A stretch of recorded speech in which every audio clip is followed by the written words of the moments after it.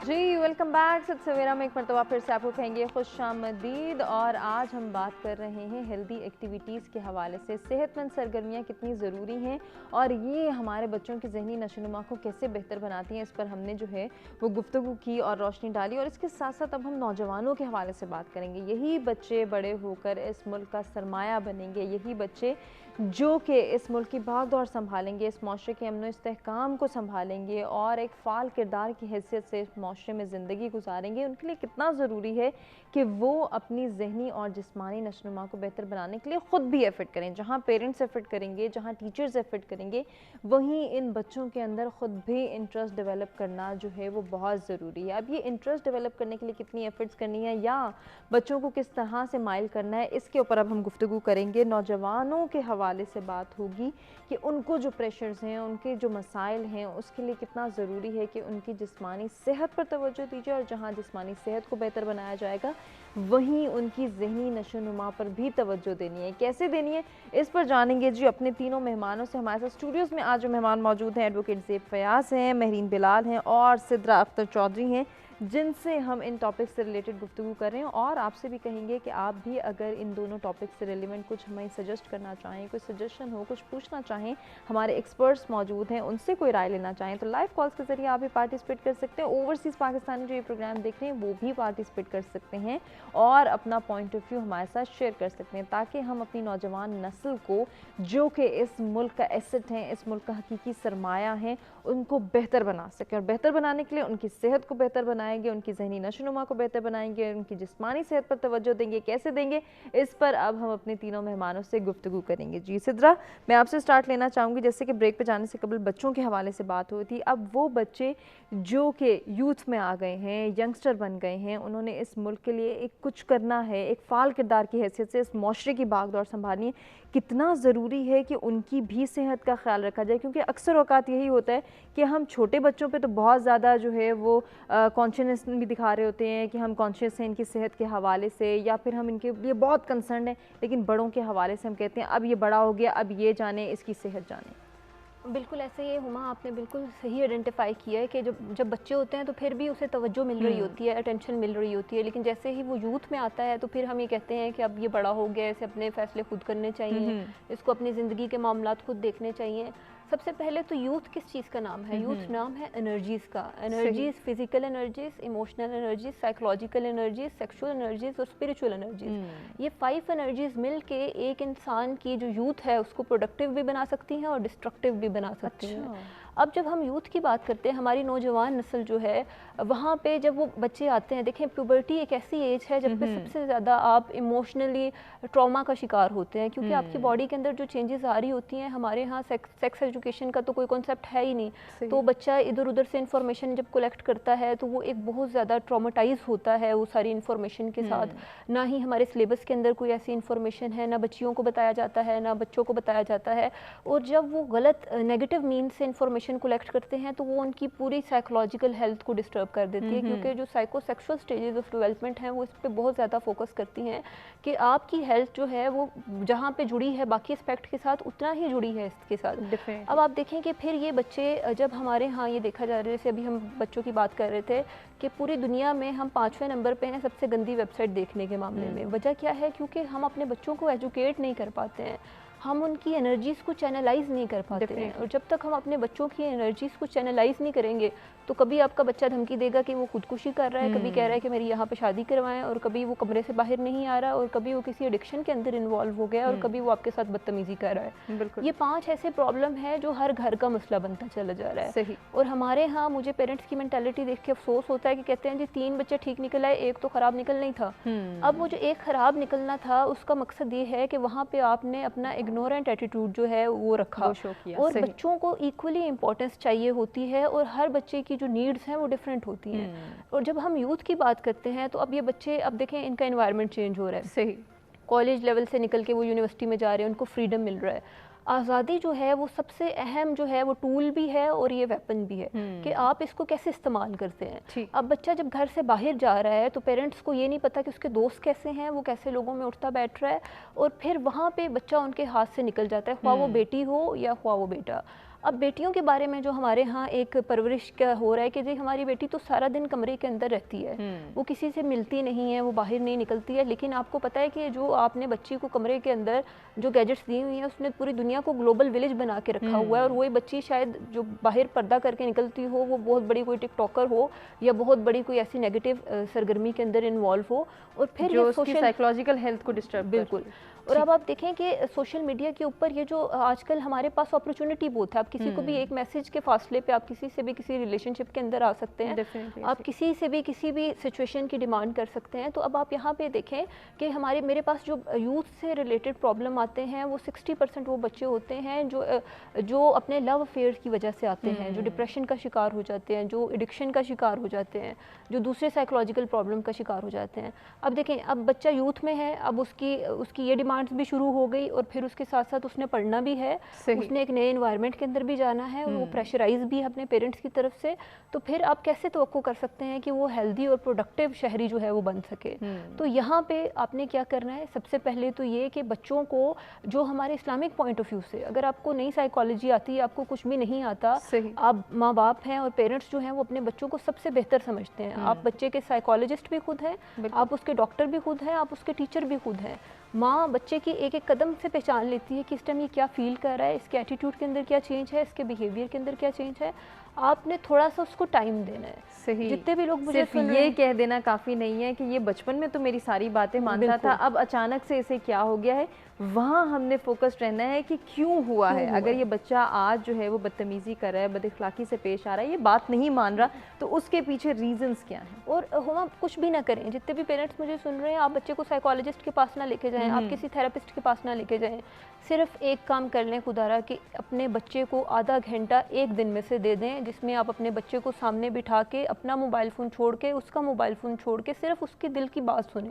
صحیح. اگر آپ یہ نہیں کر سکتے تو آپ یہ کریں کہ ایک ٹائم کا کھانا سب لوگ مل بیٹھ کے ایک جگہ پر کھائیں, تاکہ آپ لوگوں کی جو سوشل باؤنڈنگ ہے وہ مضبوط رہے. جب آپ نے ہر کسی کو اس کی سپیس دے دی, یہ جو پرسنل سپیس ہے, کیوں ہمارے اسلام میں بھی کہا گیا ہے کہ مومن کا امتحان اس کی تنہائی میں ہے, کیونکہ تنہائی جو ہے وہ سب سے زیادہ ڈسٹرکشن کی طرف جاتی ہے, آپ کو آئسولیشن کی طرف لے کے جاتی ہے.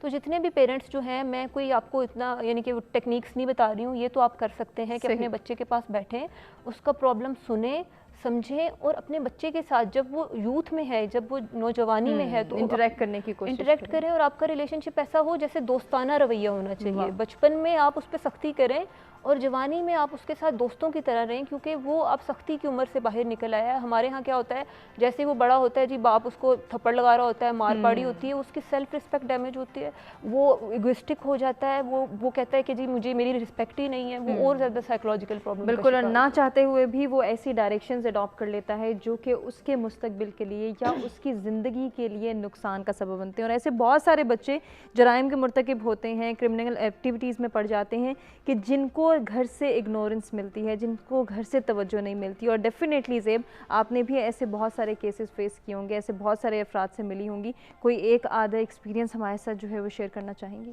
وہ ایکسپیرینس شیئر کرنے سے پہلے میں ان کی بات کی, بہن کی بات کی ایک ایکسٹینڈڈ بات کرنا چاہتی ہوں.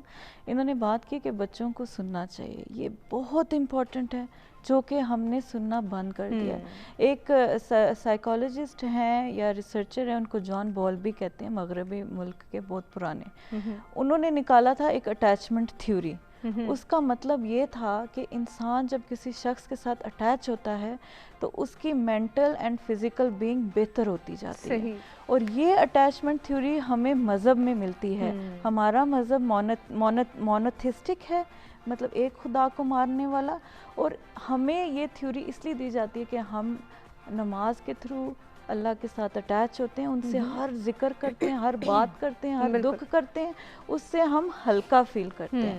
تو یہ ہمیں تھیوری, کیونکہ ہمیں مذہب میں دے دی ہے, تو ہمیں مذہب بڑا اس چیز میں مطلب ہمیں سکون دیتا ہے, جو کہ ہم نے اپنے بچوں کو یہ چیز سکھانی ہے. ایک مغربی ممالک میں اٹیچمنٹ تھیوری تھی, ہمیں 1400 سال پہلے یہ تھیوری مل گئی ہے کہ اگر ہمیں کوئی بھی نہیں ہمیں سننے والا تو اللہ تو ہے سننے والا. ان سے بات کرو, ان کے آگے روتے ہیں لوگ, اللہ کے آگے گڑ گڑاتے ہیں نمازوں میں, تو وہ کیا اس کے بعد فیل کرتے ہیں, ہلکا فیل کرتے ہیں. آپ بچوں کو سننا بند کر رہے ہو, وہ اپنے آپ کو شٹ ڈاؤن کر دے گا. الٹیمیٹلی وہ کیا کرے گا, وہ اپنے دوستوں کے ساتھ شیئر کرنا شروع کر دے گا. اب دوست بھی اسی ایج کے ہیں سارے, وہ بھی نادان ہے, انہیں کیا, وہ کیا ایڈوائز آپ کو پراپر کریں گے, ان کو بھی نہیں, جب اس کا حل پتہ ہوگا تو وہ بچہ کیا پتہ غلط راہوں پہ چلا جائے. یہ ساری چیزیں جو ہے نا شروعات ہیں آپ کے کرمنل انٹینٹس کی طرف, انٹینشنس کی طرف. بچے جو ہیں جب ان کو گھر سے سپورٹ نہیں ملتا وہ کرمنل مائنڈڈ ہونا شروع ہو جاتے ہیں, غلط صحبت میں گھس جاتے ہیں, غلط صحبت ان کو سننا شروع کر دیتی ہے, وہ اس میں ایزی فیل کرتے ہیں اور ان کے جو بھی ان کے ایکشنز ہیں وہ اڈاپٹ کرنے شروع ہو جاتے ہیں. جو بھی ہمارے پاس جس طرح کے کرمنلز آتے ہیں, اسپیشلی اگر بچے ہیں یا مائنرز ہیں جنہوں نے کوئی کرائم کیا ہے, یہ چھوٹی چھوٹی چیزیں, چوری چکاریاں, کسی سے غلطی سے قتل بھی ہو جاتے ہیں. تو آپ جب ان سے جب میں بات کرتی ہوں, جب ان سے میں ذکر کرتی ہوں کہ یہ آپ کا کیا بیک گراؤنڈ ہے, ایسا کیوں کیا, کیا ہوا, کیونکہ ڈاکٹر اور لائر کو کہتے ہیں کہ کوئی چیز چھپانی نہیں چاہیے, تو پھر ہم کلائنٹ سے ہر چیز معلوم کرتے ہیں. تو ایسا ہوتا ہے کہ پتہ چلتا ہے کہ ان کا جو ہے نا بچپن سے گھر میں نا پیرنٹس سیپریٹڈ ہیں, ٹھیک ہے, پیرنٹس میں کوئی بھی ان کو کسی نے دھیان نہیں دیا, ٹھیک ہے, بہن بھائی بے انتہا تھے, پورا ان کو کچھ نہیں ملتا تھا. انہوں نے آہستہ آہستہ یہی گلی محلوں میں جا کے, یا غلط صوبوں میں, ضروری نہیں ہے گلی محلے سے بچہ خراب ہو, بچہ کہیں پہ بھی خراب ہو سکتا ہے, ٹھیک ہے. تو ادھر پیچھے میرا کہنے کا مقصد یہ ہے کہ بیک گراؤنڈ میں جو بچہ جو جوانی میں اس طرح ڈپریشن میں یا کرمنل بن جاتا ہے, اس کا انوائرمنٹ, اس کے ساتھ لوگ کیسے رہے ہیں, وہ سب افیکٹ کرتا ہے, ڈیفینیٹلی, ٹھیک ہے, وہ سب افیکٹ کرتا ہے. آپ وہ کہتے ہیں نا کہ every sinner has a future and every saint has a past, کہ جو آپ کو ابھی اچھا لگ رہا ہے وہ پہلے کیا پتہ کرمنل تھا. آپ کو جب بھی گناہ گار لگ رہا ہے لیکن اس میں چانسز ہیں وہ ٹھیک ہو جائے آگے نا. تو جب آپ ایک کرمنل کو دیکھتے ہیں تو وہ پہلے بیچارہ ایک معصوم سا بچہ تھا, وہ پڑھنا چاہتا تھا, وہ لکھنا چاہتا تھا, اس کے پیرنٹ اگر کچھ مطلب اگر وہ ہیں بھی ایسے ریسورسفل لیکن انہوں نے دھیان نہیں دیا, ٹھیک ہے, کوٹھی بنگلہ ہر چیز بچے کو دی ہے, اس کو مطلب اس کے ابھی پاؤں بھی نیچے بریک پہ نہیں جا رہے تو اس کو گاڑی تو ہونڈا سیوک کے پکڑا دیے اور گھر خالی پڑے ہوئے ہیں, شیشے کے بڑے بڑے گھر بنا لیے ہیں. تو بچہ آپ کے کیا خیال سے وہ اٹینشن دے گا پڑھائی کو؟ کبھی بھی نہیں. اس کو تو سب کچھ بنا بنایا مل گیا.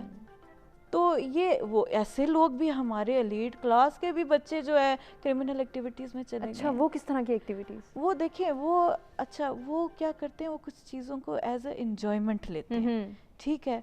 اچھا, کسی سے فیس بک پہ دوستی کر کے, کسی لڑکی کو دوستی کر کے اس کو کہیں جگہ پہ بلایا, اغوا کر لیا. ابھی ہمارا سب سے مشہور جو کیس تھا وہ شان زیب کیس تھا, وہ ینگسٹرز تھے, ٹھیک ہے, شاہ رخ جتوئی اور شان زیب کیس میں.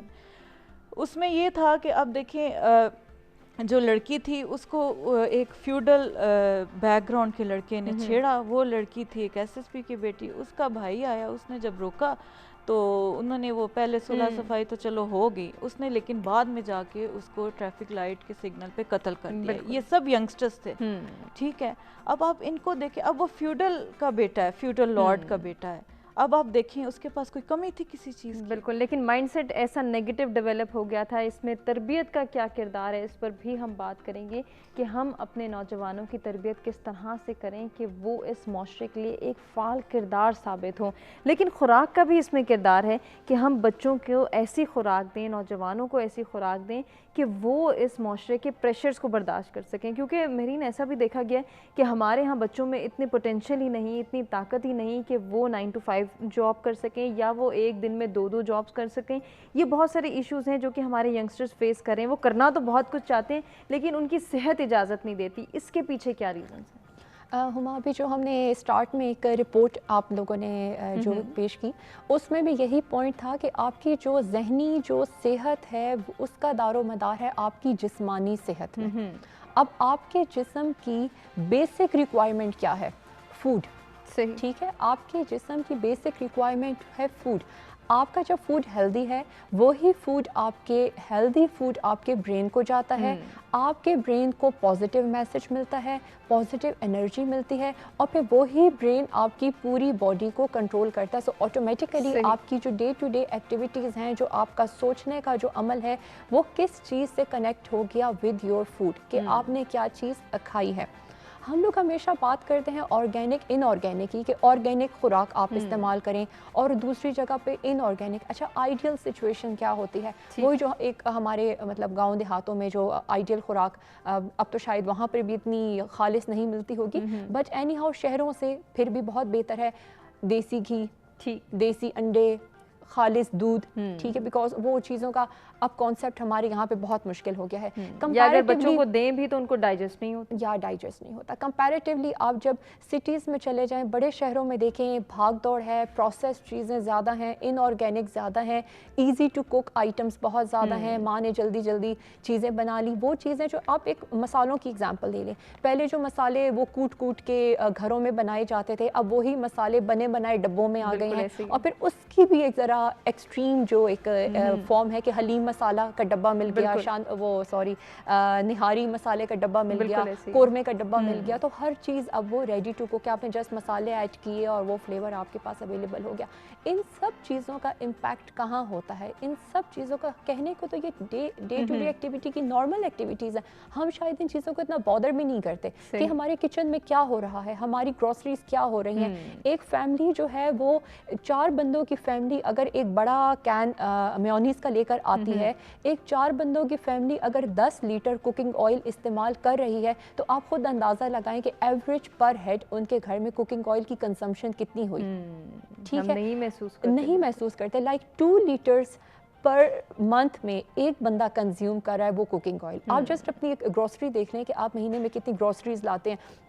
سو ڈیفینیٹلی جب آپ کا فوڈ اتنا زیادہ انہیلدی ہے، اتنا زیادہ پروسیسڈ ہے، میں نے پروگرام کے سٹارٹ میں بات کی تھی کہ ایملسیفائرز جو ہوتے ہیں، فوڈ ایڈیٹیوز جو ہوتے ہیں، آپ کبھی ان کے جتنے بھی یہ ڈبے ہوتے ہیں ان کے کبھی پیچھے آپ دیکھیں تو آپ کو ہر پروڈکٹ کا کوڈ ملے گا. ٹھیک ہے، کہ یہ اس پروڈکٹ کا، یہ اسپائسز کا یہ کوڈ ہے، یہ ان اسپائسز کا اتنا کوڈ ہے.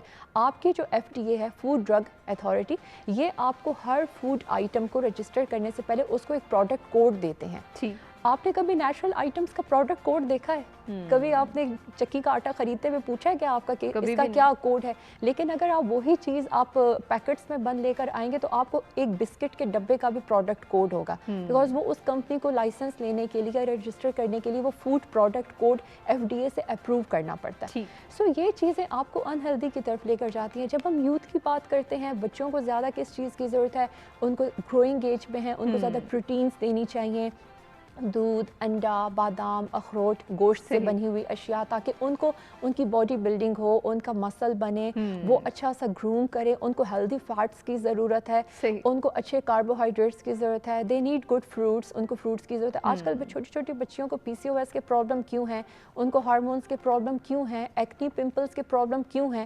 ٹھیک ہے، ان کی کوئی فزیکل ایکٹیویٹی کوئی نہیں ہے، ایکسرسائز نہیں ہے، واٹر انٹیک کچھ بھی نہیں ہے، اور جو چیز کھانی چاہیے وہ نہیں ہے، اور جو چیز نہیں کھانی چاہیے انکلوڈنگ آل دا فاسٹ فوڈ، بیکریز، برگرز، شاورما، کولڈ ڈرنکس، ان کا ایکسیسو یوز ہے. پھر ہم ایک بات کرتے تھے کہ کولڈ ڈرنکس ہیں، آج کل تو وہ فزی ڈرنکس میں پہ وہ انرجی ڈرنکس کی طرف اب یوتھ چلی گئی ہے کہ کہیں نہ کہیں وہ انرجی ڈرنک اب وہ اپنے آپ کو اتنا ایڈکٹ ہو گئے ہیں کہ وہ جب تک انرجی ڈرنک نہ لیں ان کو نارمل ڈرنک سے بھی ان کا گزارا نہیں ہوتا. سو بیسیکلی جو ہے وہ ایک ہم ایڈکشن کی چونکہ بات کرتے ہیں، فوڈ ایڈکشن بھی ایک مطلب ایک ایڈکشن ہے کہ آپ جس قسم کا فوڈ لے رہے ہوتے ہو، آپ کا ٹیسٹ پر آپ کا ذہن پھر اسی لیول کا فوڈ جو ہے وہ آپ سے ایکسپیکٹ کر رہا ہوتا ہے. اس چیز کو ہم all of a sudden discourage نہیں کر سکتے.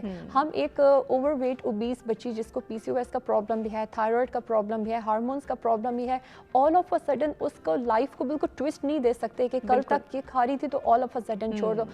اس کو گریجولی تھوڑا تھوڑا کر کے کم کرنے کی ضرورت ہے. اور اس میں سب سے امپورٹنٹ چیز کیا ہے؟ میں یہ نہیں کہوں گی کہ اس میں پیرنٹس کا رول امپورٹنٹ ہے، اس میں میڈیا کا رول امپورٹنٹ ہے.